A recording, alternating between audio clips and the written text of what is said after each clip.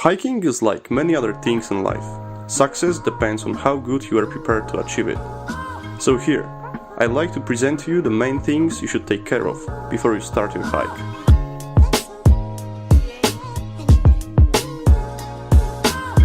I'm interested in bushcraft, survival and hiking for years, but I'm not a professional, of course. Hundreds of campfires, lots of nights spent in the middle of forest, and dozens of hikes brought many mistakes. I would like to share with you my experience, how to avoid the mistakes I made, and how to achieve a pleasant and successful hike from the beginning till the end.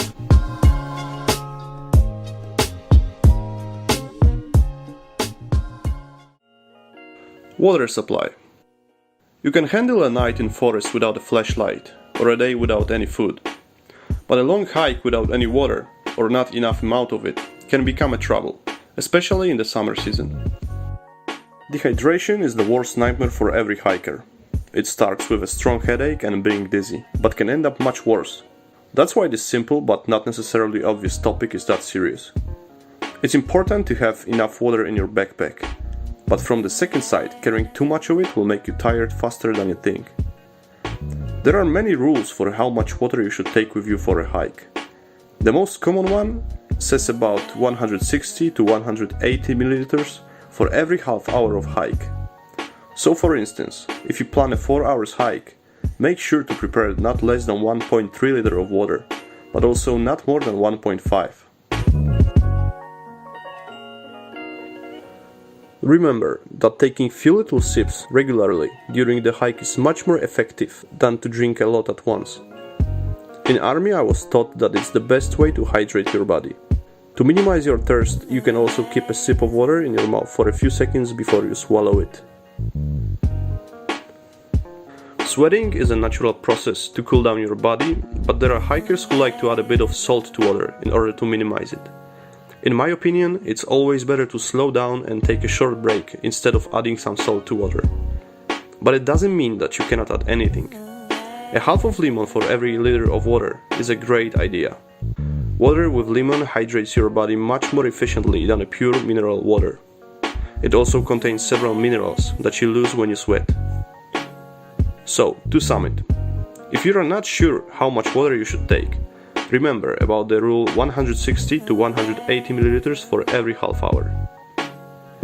Take small sips regularly instead of drinking a lot but rarely. Pure, not sparkling, mineral water will hydrate your body good enough. However, consider adding a bit of lemon.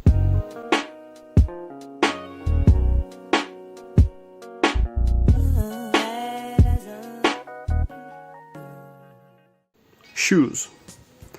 This is a long and very complex topic. A good pair of quality mountain boots is a key for a pleasant and safe hike. You can save money on some of the hiking equipment, but never on the mountain boots. A destroyed shoe in the middle of nowhere is something you'd rather avoid. Of course, you don't need to spend a half of your salary on such brands as Meindl or Hayx. There is a huge amount of brands nowadays that offer you good quality for a reasonable price.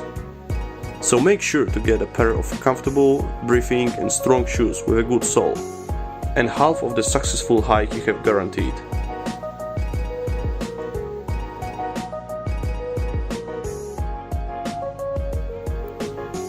That's a tricky topic. I've met many people on the paths that were sticking out their fingers on other hikers who had low shoes. He would twist his ankles. How irresponsible it is, I could hear. The truth is that it all depends on the surface on your path. If it's just forest and you are sure there will be no obstacles and no stones, you will be comfortable enough with low shoes.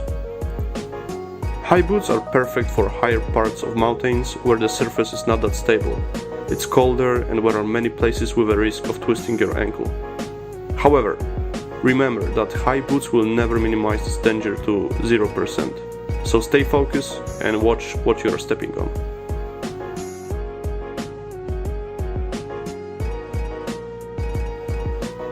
The answer for this question is simple: never.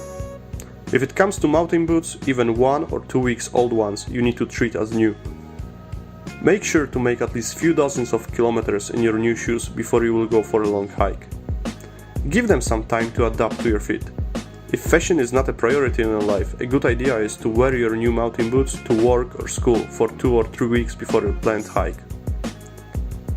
Otherwise, you can risk a lot. For example, when I went to army there was no time to get adapted to new boots. First day you get your boots, next day you go for tactics training with full equipment on you. At the end of the day, 1/3 of the recruits couldn't walk. Now imagine if it happens in the middle of nowhere. So, never underestimate this topic and make sure that your boots and feet are already adapted to each other. To sum it up, don't save money on your hiking boots, it's about your safety. High boots will make your ankles more stable and can protect your legs from snake bites. But if the terrain of your hike doesn't have bigger stones or unstable ground, better idea will be to go for the lighter low shoes. Never go for a hike in boots that are still not adapted to your feet. Making them at least several dozens of kilometers by daily using to your work or school before the planned hike.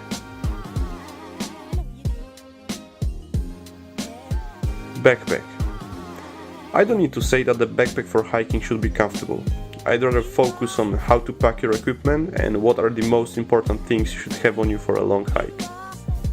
The first advice that can make your hike much more pleasant is that the heaviest things in your backpack should be close to your back and the lightest farther from your back.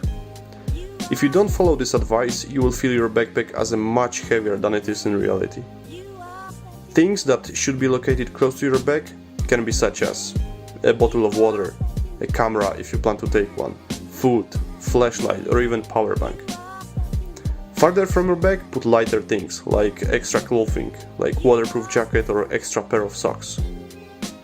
Remember also that the most useful and urgent equipment should be located at the top in your backpack.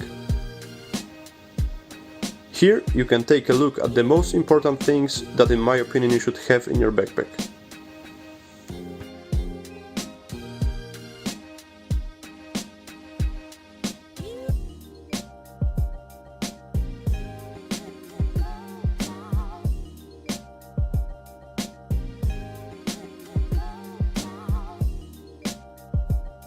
So for a summary, remember, heavy things close to your back. Most useful and urgent equipment at the top in your backpack. Make sure to have in your backpack everything from the mentioned list.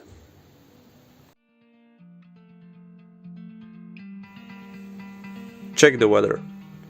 Especially important for a mountain terrain where blue sky can turn into a thunderstorm in few seconds. Check the weather regularly, from few sources every day before your hike. Knowledge about the weather makes it easier for you to know how to dress. Everybody knows that, because that's the standard knowledge we need for our daily life. However, for hiking, this topic becomes way more important, because in case of heavy rain or strong wind, you are not 15 minutes from your home. If you plan a hike in the mountains and there is even a small chance of a thunderstorm, give up and go another time. High altitude, rocks and trees make it the last place you would like to be during the thunderstorm. I'm saying this to you to always take this topic seriously and never underestimate the weather in the mountains.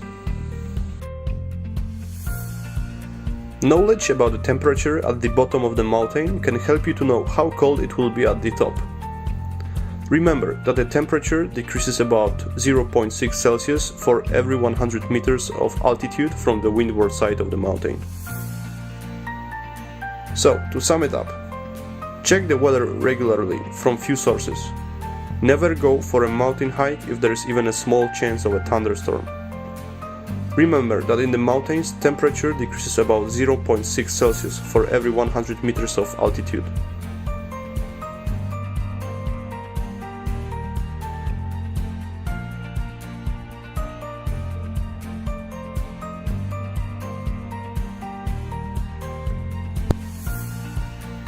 The last advice, tell somebody where you go. In case of injury, thunderstorm or heavy rain, when it's easier to lose the path and when the battery in your phone can be low, you will want someone to know where you are. This simple advice can even save your life and does not require any effort.